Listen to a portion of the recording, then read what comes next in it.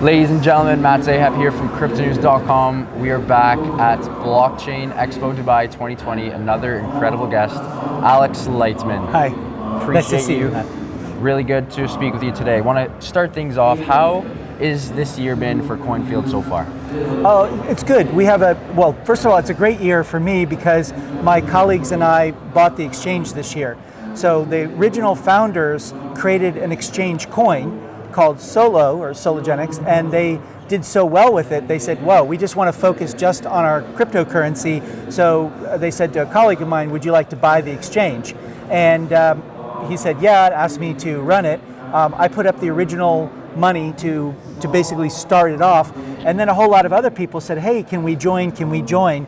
And it's been one of the most amazing experiences of my life, how it's kind of coming together. That's incredible.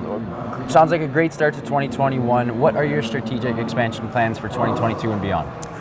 First, it's to have the CoinField coin, which we also call Field, be a coin that is recognized as making concrete steps towards using crypto to solve what I think is the number one problem for stability of countries in the world, which is food and the hyperinflation of food prices. So I think that this coin is the first attempt from the crypto community to solve that problem sustainably.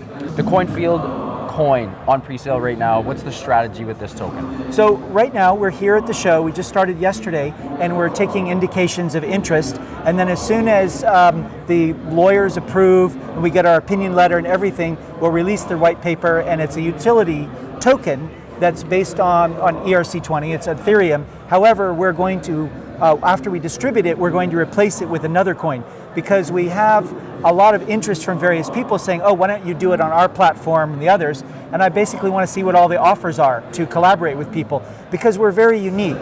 Right now, a lot because of some big firms doing ESG standards. They want to solve social problems. We're the best pure play about that. So there's CoinField, and CoinField is going to be part of a publicly traded company called Tingo Inc. And Tingo is operating in 18 African countries. Tingo is the largest agri-fintech company in Africa, and they have the largest agri-tech trading platform. It's called Nwassa. And Nwassa does over $3 billion a year. It's a public company, so these are SEC filings. You know, it's all out in the public domain. There's nothing special about this information. I'm just digging it out of the documents. But at CoinField, we'll have about 17 billion, maybe more, in transactions, and we have 3 billion on the Nwassa platform. Both of those numbers should be way up for next year because we're putting money into it.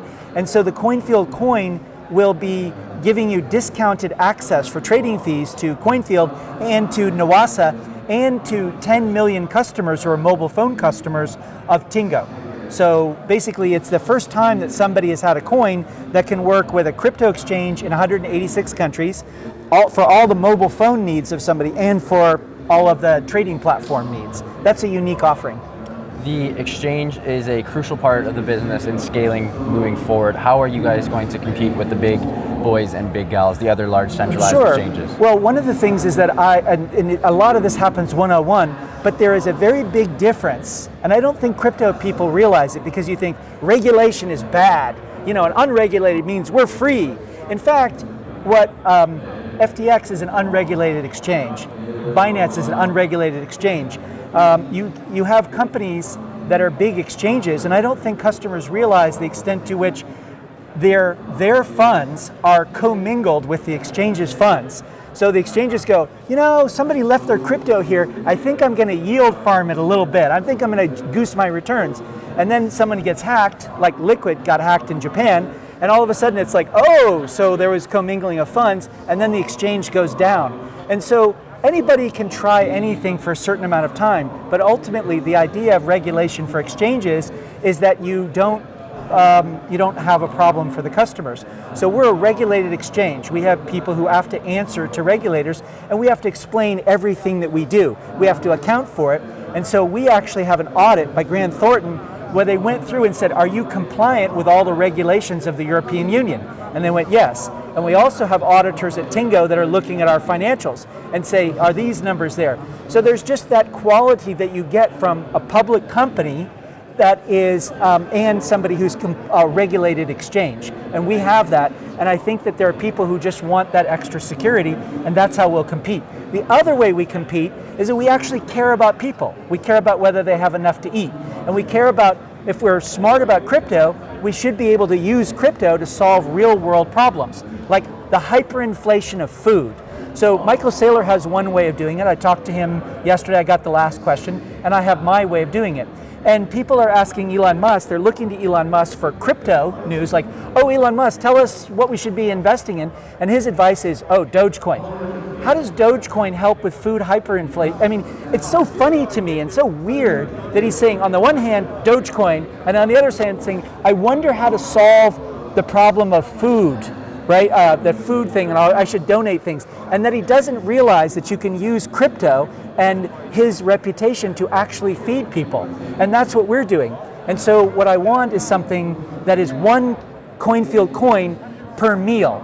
Now, in the beginning, we're going to have to bootstrap it, so we'll have meals. So on our CoinField.com website, you can get a meal for a CoinField coin. And it won't be a great meal, it won't be a huge meal, but let's say the coin follows what Solo did. You know, that's the other coin from our exchange, and it goes up 10 times. Well, then that's a better meal. That's a decent meal, even from Western standards. And what if it goes up more for there? I mean, the cool thing would be to have pictures each week, like here's the meal you can get for one CoinField coin. And right now it's an apple and a banana. And then the next week it's like 3 bananas, you know, and a sandwich. And then all of a sudden you have a bunch of people having like a medieval style Viking banquet or something. I think that would be super cool. And I think that would be a way for people to get excited about crypto and say, oh, so I see this isn't just something to make a lot of people who are rich, like that Remy song, I'm all be a Bitcoin billionaire, you know, and all that, where it's like funny and cool, but like, oh, wait, you're solving real world problems. That's what I want. That's what CoinField wants. That's what Tingo wants. And just a couple of rapid fire questions here. What is the most important old/new crypto trend you see moving forward into 2022? Sure. Well, the biggest trend, the one that I talked about today, is that exchange coins from Binance, coin from, you know, KuCoin, coins from other places, outperform crypto as a whole. So people are looking, it's like, oh, what coins are going to be outperforming? And what outperforms is Metcalfe's law. For every n number of users, the utility of the network increases by n squared. And so I have diagrams over in our booth, you know, the show, that basically have these positive feedback loops. More users gives more data, which gives better algorithm, which gives better applications. And then you have these positive feedback loops that give people more and more value. And it totally blows away the returns of things. So Michael Saylor is saying, yeah, you've got to put it all in Bitcoin. You got to put it all in Bitcoin. It's property, it's an asset, and yet it doesn't have those feedback loops that other things can have. So overall, yes, Bitcoin is going to outperform the crashing US dollar, but exchange coins as a category will outperform crypto as a category and Bitcoin by itself. That's my belief. Bitcoin, hot takes, price predictions. Bitcoin on January 1st, 2022, 6 weeks, and Bitcoin on January 1st, 2023. Okay, I would say I don't normally make these predictions. I have 2 million words about the future with no mistakes in my books because I don't make price predictions. But sure, what the hell, since you've asked. What I'm getting for January 1st, 2022 is somewhere in the area of 80,000. And then for 2023, 236,000. Those are my numbers. Alex, really appreciate the time. Thank you. You're welcome. All the best. Cheers.